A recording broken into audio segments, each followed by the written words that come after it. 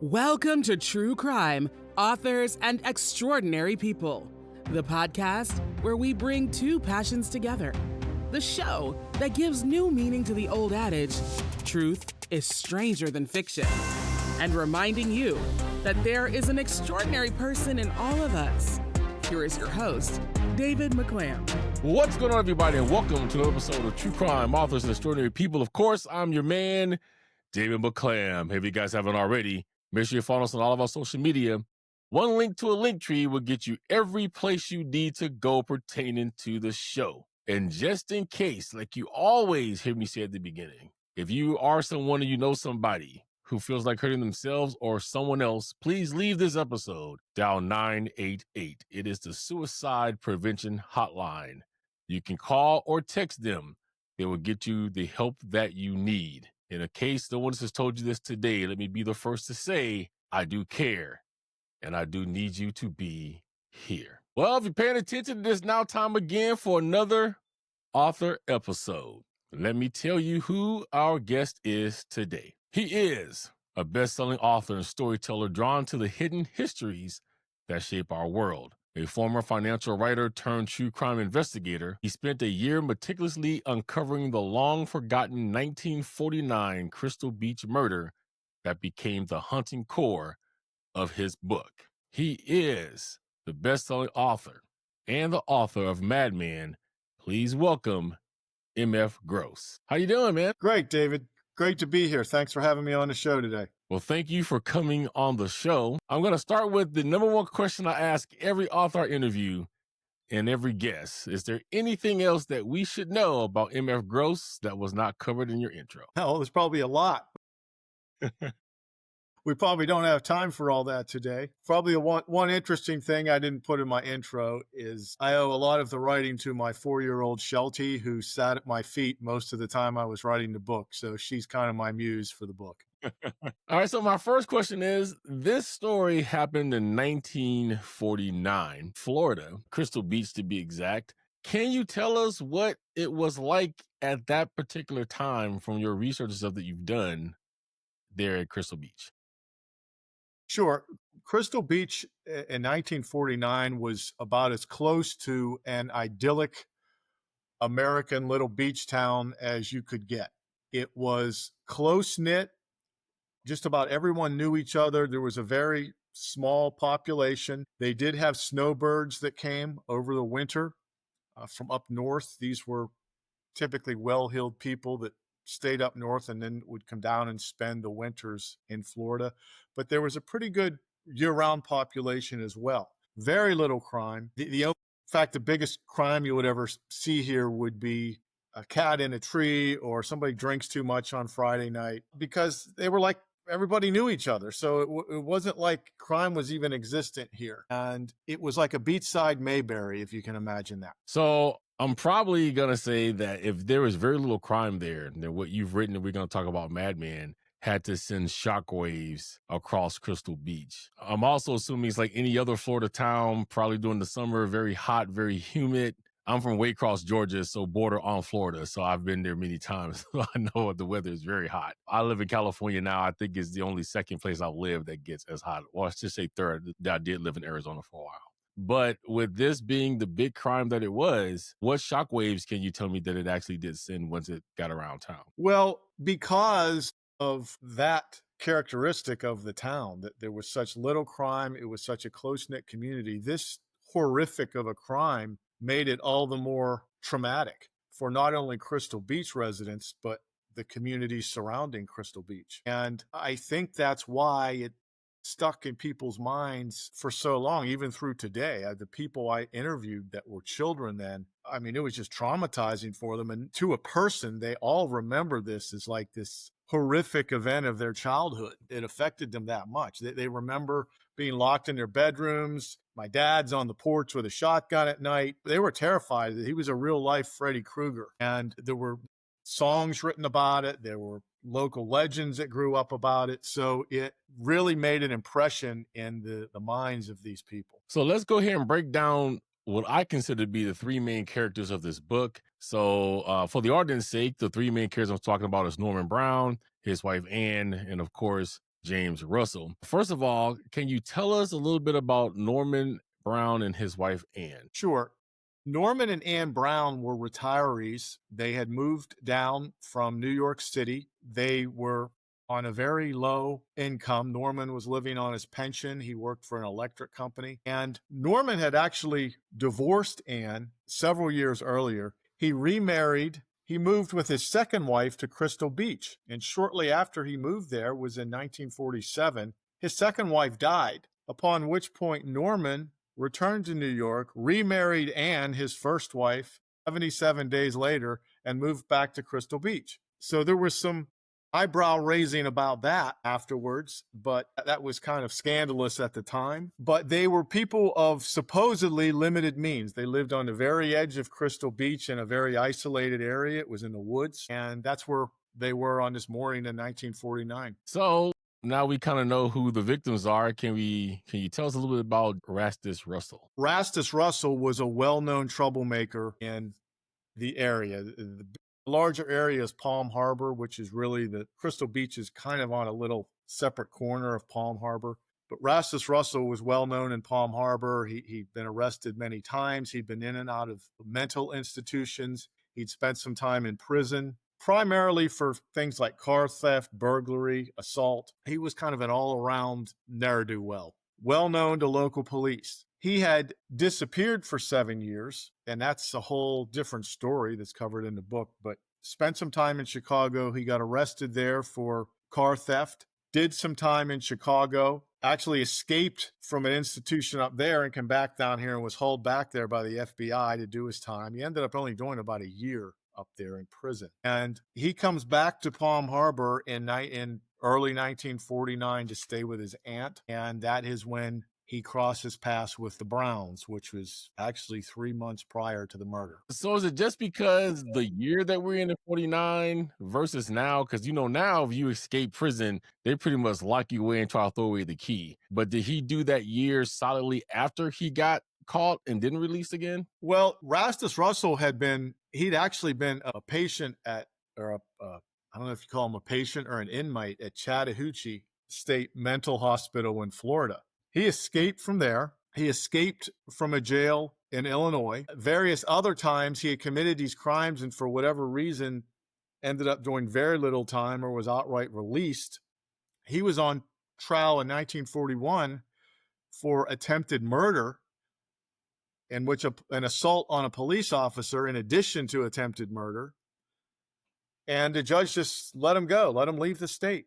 And it really fueled a lot of speculation as to whether Rastus Russell had friends in high places. And that is one of the topics we do explore in the book. And there are some I don't want to call them coincidental things that happened, but very suspicious things that happened that suggest that. So, of course, I'm being very vague, people, because I want you guys to go and read this book. If I gave you everything away on here, you wouldn't have to go read it. So to find out all of these things that he's talking about that, you think that Rastus Russell may have some connections, you have to go and read the book. All right, so let's jump into what took place on August 7th, 1949. August 7th, 1949, it's about 6:30 in the morning when Rastus Russell pulls into the front driveway of Norman and Ann Brown. He knows them. He has been to their house 3 months earlier. And why he was there remains a mystery to this day. Ann Brown claims he was there to repair a well pump. And then she changes her story and says he was there because his car broke down and he needed to put water in it. And then she changes her story again and says he was there to look at their house, which was for sale at the time. So one of the major themes of the book is, did Rastus Russell know Ann and Norman Brown? Were they not the innocent retirees they were made out to be in the paper at the time? Were they somehow involved with him in some way? And when he shows up at their doorstep on August 7th, they know who he is. They greet him. They invite him inside. He sits at their kitchen table drinking coffee and talking with them, according to Ann Brown, about all manner of things for 3.5 hours. Ann Brown claims afterwards that she doesn't know his name. Now, if you've met somebody 3 months earlier They come back to your house. They spend 3.5 hours having coffee with you, and you don't know their name. You never even think to ask their name. That is suspicious right there. But what happens, to make a very long story short, is Rastus Russell, sometime after that 3.5 hour point, something goes terribly wrong. He asked to go to the restroom or go use their bathroom. Norman Brown has a 12-gauge shotgun leaning against the wall in there. He grabs the shotgun, he brings it out, he turns it on them, he wants money. He's convinced there's money in this house. And he says, where do you keep the money? And they said, we don't have any money. We're poor, we're retirees. He marches them into the garage. He ties them up. He again tries to get money from them. They still say they don't have any. A number of things transpire. He takes them back in the house. He ties them both spread eagle. They have single beds in their bedrooms, so they're each tied spread eagle to their beds. And then he gets a butcher knife out, and he starts cutting on them, stabbing them, beating them with the shotgun, all in an effort to get them to tell him where this money is. And finally, he gets so frustrated that he just loses it, goes berserk on Norman Brown, and just stabs him to death violently in the bed. He cuts on Mrs. Brown.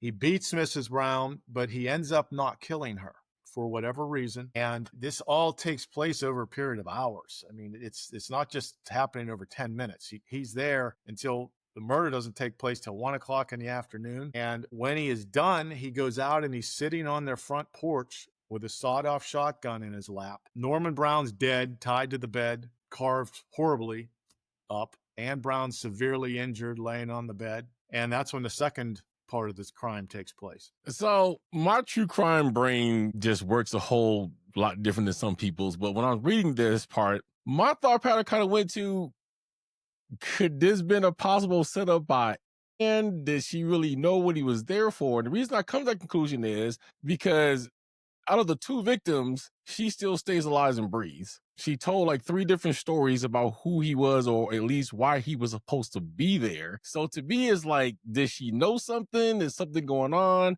When you was writing the book, did you have those thoughts as well? Yeah, I'll share something with you, David, that in writing the book, you're researching so many different aspects and views. At some point, they all start to come together, and you start to piece things together and say, if this happened, then that would mean this. There's no proof. But my theory after writing the book, and I do speculate on this at the end of the book, is that Anne and Norman Brown were indeed involved with Rastus Russell somehow. This was not a random stranger who showed up at their house and demanded money. Again, going back to the fact that he spent 3.5 hours having coffee with them, and the fact that 3 months earlier, right after their meeting, he left the state and was gone for 2 months, plays into this theory that I lay out. But the fact that Ann Brown was not killed and claims she only had $30 that Rastus Russell escaped with, one of my alternative theories is that Rastus Russell indeed did leave with money or jewels or both. After seeing Norman get killed in front of her, she gives it up. That was one of my theories. That's just a theory, but there's something there just from the inconsistencies of her story that just don't add up. There's just so many things that don't add up from her story. And I'm convinced that, yes, they were somehow involved with him. Yeah, because the thing with me is, I mean, I've never been to somebody's house I didn't know and felt comfortable enough to be there 3.5 hours just drinking coffee and shooting the breeze. So I agree with you on that. That kind of went into my mind as well. But the other thing is Ann Brown is the only witness to this crime, right? So this story is solely based on what she's telling everybody. That part of the story, yes. She's the only witness we have to the crime. However, Russell himself, after he's arrested later, gives an interview to reporters, and they ask him if he knew the Browns. And he said, yes, I did know the Browns. And they asked him to elaborate on it. And he said, well, there's a lot of things I can say, but I'm not going to say anything until I get an attorney. And we never got to hear what those things were because he escaped shortly after that and the story unfolds. But it's almost like the Lee Harvey Oswald thing. If we would have got to hear what he had to say, how much light would that have shed on the whole story? Now, I kind of want to hear a little bit, but I want to backtrack to this because in the book you did write about, there was a 1946 Ford. There was a man in there, And do we know if Anne recognized who this person was, or who do we think that person could have been? Could it have been Rastus? In what regard, David? I'm not sure what you're referring. So I think that in the book you wrote that there was, I think, a black 1946 Ford. There was a gentleman driving it, and I believe Anne recognized him. Do we know who that person was? Yes, that was at the very beginning, and that was Russell. He arrived in a 1946 Ford. He drove past the house once, and that's when she saw him go by and thought she might recognize him. And he went down the road, he turned around and come back, and that's when he pulled in the drive. So that's weird too. Why would he drive past the house once to see if they're there? I don't know. Right, it's kind of like casing the joint out, right?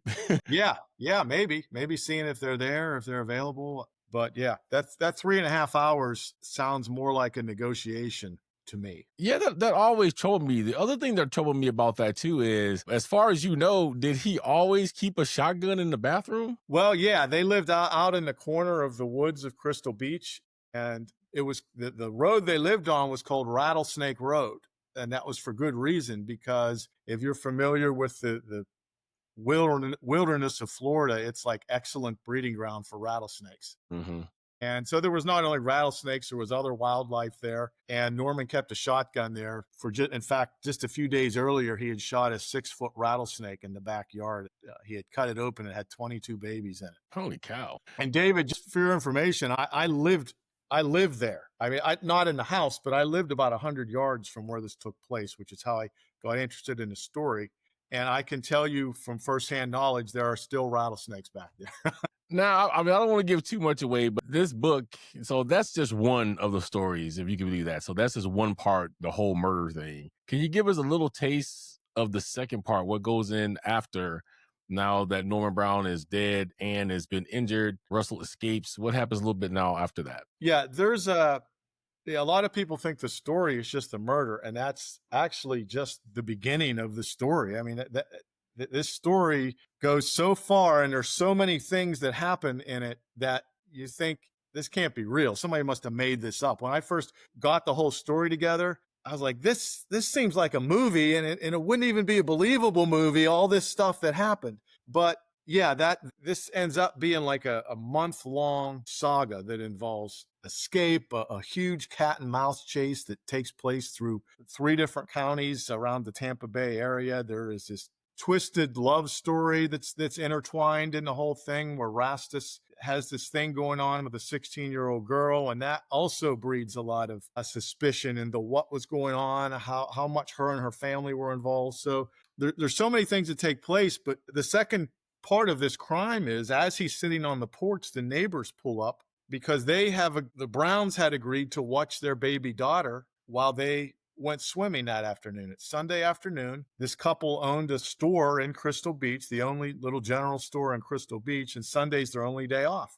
So Browns had agreed to watch their baby daughter, she's 8 months old, while Miles and Thelma Crum, which is the name of this young couple, go swimming. Well, as Rastus is sitting out on the back of the front porch with a shotgun propped in his lap, here come the Crums. They pull up in their Jeep. Miles Crum, he's actually younger than Rastus. He's 31. He's just got out of the military, so he's no slouch himself. And Rastus Russell is a big, muscular guy. He's a huge man for his time.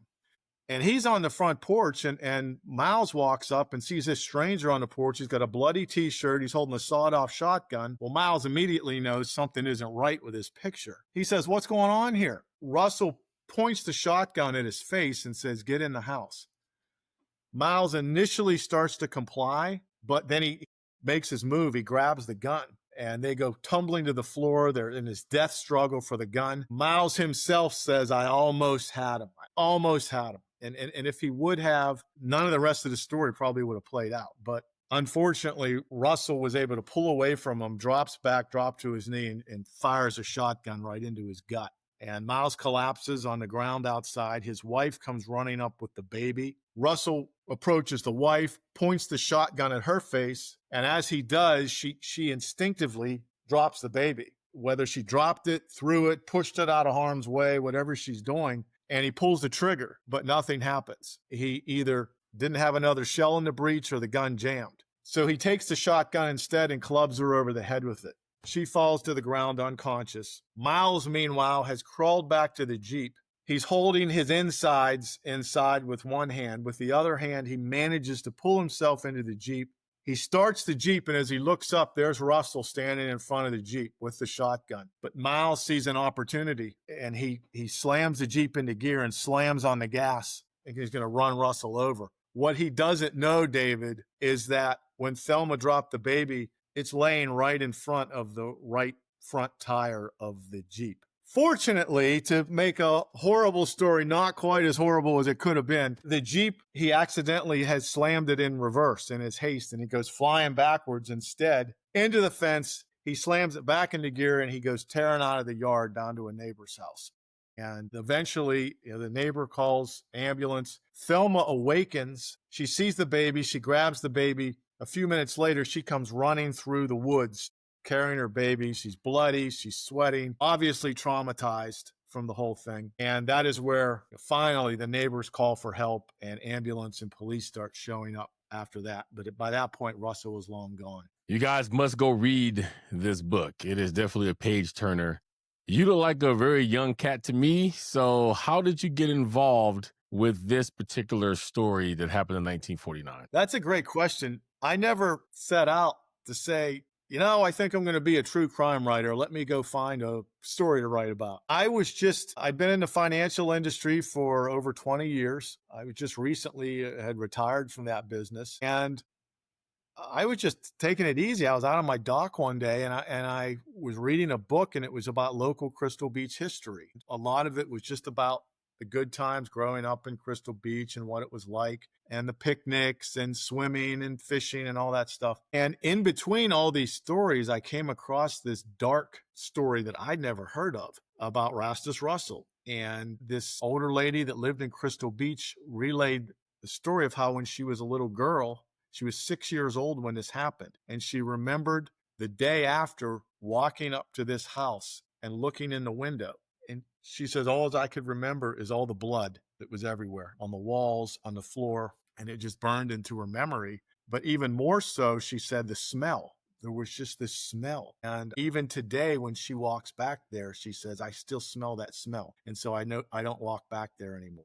And I said, oh man, does that sound creepy? I got to look into this. And when I started pulling up the old newspaper files on it, I just became fascinated and said, I can't believe there's not a book on this yet. So I had to write the book, and that's how we got Madman. So you're kind of like me, because a lot of people think that those of us that do true crime, we get into it for the fascination and the horror and the gore. And it's not like that. It's kind of like you. A lot of my audience knows that I came into true crime because of the whole Jim Jones and the guy in the tragedy situation. I was only 6 years old when it happened, but because I grew up with the great Powers Booth, who did an actual good job when he played Jim Jones in the actual picture, I got fascinated and wanted to learn more about what happened. So you start to dig into these things, right?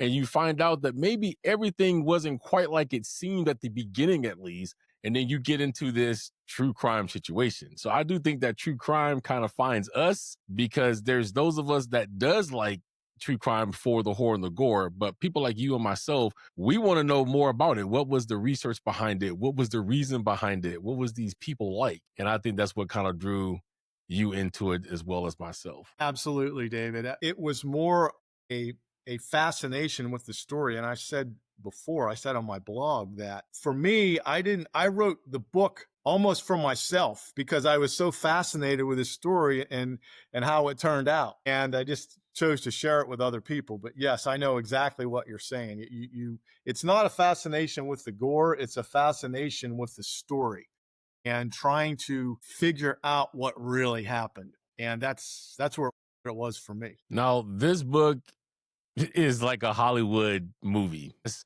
The way it's been written, you do an excellent job of writing that. Is almost like if you sent this to somebody and said, this is a script of a new movie, it's just a matter of picking out what characters or who plays what characters. I think I did read on your website that this is something that is very much about to take place or is in the talks right now. Can you tell us a little bit about Madman turning itself into a movie? Absolutely. I originally, when I started writing the book, I knew ultimately that's where this should be. This should be on screen. It's that good of a story. But I wrote the book with that aim in mind. I was able to contact a screenwriter who actually thought it might make a better miniseries, and we got a script created for a pilot. And I actually was able to meet a couple producers and have made some inroads into that community. But the screenplay was submitted to several different producers. We actually got callbacks from Netflix and yeah, I don't have my list with me now, but there's two or three other ones that requested copies of the book. So that's where we are now. We have our fingers crossed, but if not, we're also exploring some indie avenues to possibly do, at the very least, a documentary, and hopefully at some point, either an indie film or a larger studio film. I will say I do agree with the suggestion of a miniseries. I think you can make a movie. It can be 1 to 3 hours one time, or a miniseries. I think you could take this story and breathe it, right? You can probably get 3-4 seasons, if not more, out of it.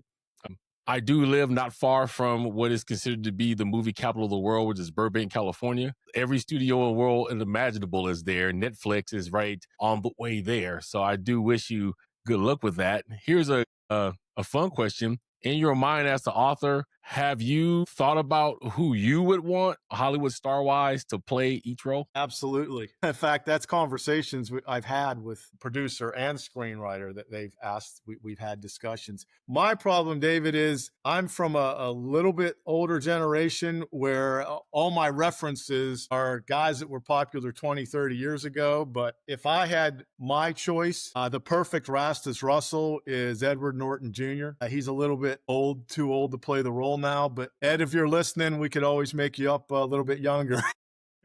I think he'd be in his prime. He would be the epitome Rastus Russell. And for Walter Carey, the policeman pursuing him, I think Nick Nolte, a younger Nick Nolte, would be the perfect guy. But he even looks like him in his picture. But for modern day guys, yeah, I thought Walton Goggins would make a perfect Rastus too. But even Russell was only 34 years old, so Goggins might be even a little too old to play the role now. But those were the two guys I had in mind for Russell. Well, Edward Norton Jr. is 56 now, I believe. I think we can make him up. I think he would be a perfect Rastus Russell. I say this because one of my favorite movies that Edward Norton ever did was called Primal Fear. Have you ever seen that movie? Love that movie. Yeah, that's probably why I had him, from that movie. I mean, I don't think he got the just desserts that he deserved for that movie. That was an incredible role. And then just to get to the end of the movie and figure out what happened with him was the most shocking twist ever. So I do agree with Edward Norton Jr. for sure. I think he can still pull it off at his age. Yeah, he's got this kind of a sinister side to him that you're always a little bit afraid of him. You're never not sure where he's going to go. But in that movie, it's interesting because Russell, to most people, even the people I interviewed, and the one person I interviewed that actually knew Russell, said he was the nicest guy you'd ever want to meet. He said he was friendly, he had manners, he was good looking, he was muscular, mild mannered. But psychologists later that analyzed him said he had something called a Jekyll Hyde personality, where he could be normal most of the time, and then for some reason it's like flipping a switch. You could turn it and he would turn into this violent animal. And that's probably what was wrong with him. And Norton would play that role so great. I mean, he did Fight Club, and then in Primal Fear, that same thing. So yeah, that's why I thought he'd make a perfect Russell. Yeah, especially in Primal Fear, it was just like snapping your fingers and he just turned. Yeah. In closing, I mean, there's so much into this book we can get into, but I don't want to give it all away to people. I do want to have you come back, I think, in the next couple of months or so after a lot of people's gotten the book and read it completely, because there is definitely more conversation that we can have around just this one book. I interviewed many authors. You're probably like only the second one that's had a book that I can actually do 2 or 3 episodes on and learn something different each episode. why don't you tell the audience in your own words why they should go out and pick up a copy of Madman? I think because it's such a deep story. There's so many little rabbit holes this story goes down, and there's so many. If you think of the movie Jaws, where initially it's about sharks eating people on the beach, they have that initial crime where the shark's killing people on the beach. And then it transforms. There's like a second half of the movie where they're out on the water chasing the shark. And it's different from the first half of the movie. It goes from this kind of horror movie into this exciting chase movie. And that's exactly what this book follows. It kind of starts out this horrible Charles Manson type crime, this bloody murder, and all these people are hurt. And then it turns into this kind of adventure chase cat and mouse story. And there's prison escapes. There's this twisted love story intermangled with the whole thing. And of course, there's a lot of mystery into what people were involved in possibly helping him. And again, he goes back to his roots. You have his mother's graves that he returns to. So there's a whole storyline there from how he grew up and why he went back. And then, of course, a very conclusive and gratifying ending. So I think it's got all the great aspects of what not only a good book should have, but a good movie as well. I mean, just from describing that, you can see the miniseries. I mean, you can do 2 or 3 episodes alone just on Russell. That's what I thought. I thought it would take more than just a 2-hour feature film to tell the story. A 4-part miniseries. The one that comes to mind is Blackbird. If you've seen that on Netflix, kind of like unfolding like that, where it's like it's 4-part because there's so many different avenues to explore. Is there anything that you'd like to say to your readers or listeners out there that may be listening today? Sure. We have I'm on all social media channels. It's on my website, mfgross.com. We have a lot of bonus material there as well. We've done a lot of video clips. We actually go out to some of the real locations to where these things happened and talk about what happened there and see what they look like today versus 1949. And if you are in the Tampa Bay area, we also have some live events coming up that we're going to be talking about the book and have some photos and a lot of things to share that aren't in the book. So that's for local. Obviously, this story isn't just a local story. This is a national, if not international story. So we invite you to interact with me at mfgross.com or also order the book itself on Amazon.com. It's also on audiobook now, which was narrated by a Hollywood actor, George Newburn, who's in the TV show Scandal, narrated the audiobook, and it's fantastic. So if you like audio, it's great on audio too. Well, man, thank you for coming on the show. I encourage everyone to go and pick up this book. It is, I think, many things in one. It is just not a true crime or murder story, like he said. If you want to go down an adventure and you want one book to take you there, this is definitely that book. You'll get everything that you need out of that. So thank you for coming on the show. I highly do appreciate it. And like I said, if you enjoyed our time today, I would reach out to you again. I would love to have you come back on the show at some point and we can talk a little bit more in depth. Absolutely, David. I'd love to come back. Thank you for having me on today. Thank you for being here. All right, guys, that was the wonderful MF Gross. You can get your copy of Madman at Amazon. The link will be in the show notes of this episode. Also, like he mentioned, mfgross.com. I will put all of his social media handles as well as his website in the show notes. He does have a lot going on. I've been to the site. So if you want to keep up with him and find out what's going to happen next with this book and the potential movie or miniseries, please make sure you stay in contact with his social links. All right, thank you guys for joining us today. I know you have many choices in true crime and interview podcasts, and I am grateful that I am one of your choices. You have been listening to the only 3-faceted podcast of its kind. Be good to yourself and each other, and always remember, always stay humble. An act of kindness can make someone's day. A little love and compassion can go a long way. And remember that there is an extraordinary person in all of us. I will catch you guys on the next one. Don't forget to rate, comment, and subscribe. Join us on social media. One link to the link tree has it all.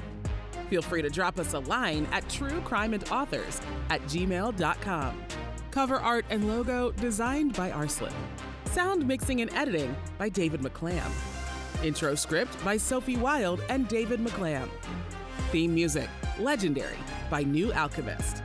Introduction and ending credits by Jackie Voice. See you next time on True Crime, Authors, and Extraordinary People.